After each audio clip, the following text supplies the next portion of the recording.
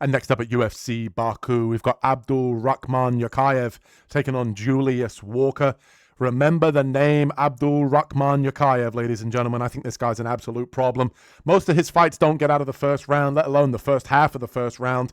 Good finisher, 9-0, very technical wherever the fight goes. I think he's a little bit undersized for 205, but he's made a real splash since entering the UFC off of Dana White's Contender Series, and he's a pleasure to watch, man. I really like this guy. You know, obviously coming in 2-0 inside the UFC, getting back-to-back first-round finishes, obviously coming off of that submission victory in his last fight, but what I really like about this guy is that he's not necessarily all gas, no brakes. He's very technical in the way that he approaches fights. You know, on the feet, he can throw spinning attacks. He's got a nice straight right hand. He pumps out the jab and has nice combination in the boxing. And he can mix in the grappling as well. And when you look, when he gets fighters to the ground, he's looking to get the hooks in, but he's very technical in his transitions from, you know, sort of wrestling exchanges. He's not necessarily rushing any position. You can tell this guy, you know, is very well-rounded in his approach, even though he is coming out and finishing fights early. And I think this is a bad matchup for Julius Walker. Walker, he is a good athlete, obviously 6'4", well-rounded, can mix in the grappling, and he's working, you know, ever working on his striking. But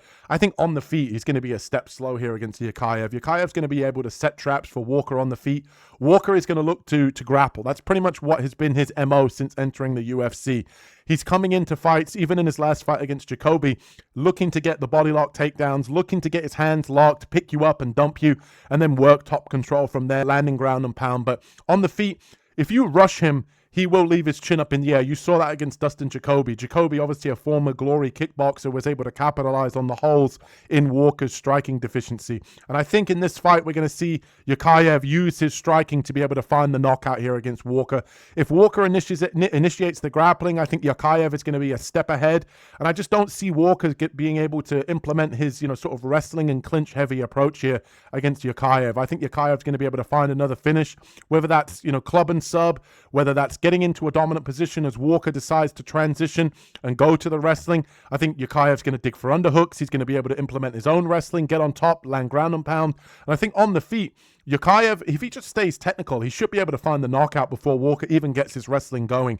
You know, at times, my one criticism of Yakhyaev is he does throw spinning attacks. I'd like to keep that to a minimum here against Walker because that's going to enable him to initiate his wrestling if he times a takedown well. But ultimately, I think this is one-way traffic here. Give me Abdul-Rakhman Yakhyaev here to find the finish. Keep that finish streak alive. Go to 10-0 and get it done here. So give me Abdul-Rakhman Yakhyaev here. Remember the name, ladies and gentlemen. Let's see who Carlos has got in this matchup.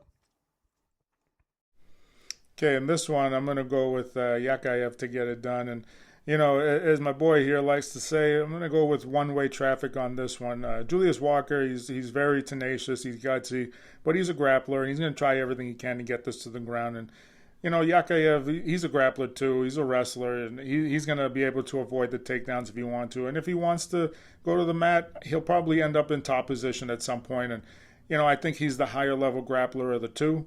I think if he gets on top, it's going to be a bad night for Walker because he's going to add some ground and pound level of striking to that as well. And I just feel that, you know, even if Walker gets him down, I don't think he can hold position on Yakhyaev, you know, and then on the feet. Walker just kind of comes forward and throws punches, and his defense isn't there. His head movement isn't there. His footwork is just straight forward, not even really straight back, just straight forward. And that's something that Yakhyaev will be waiting for because he's going to have something. He's going to land it.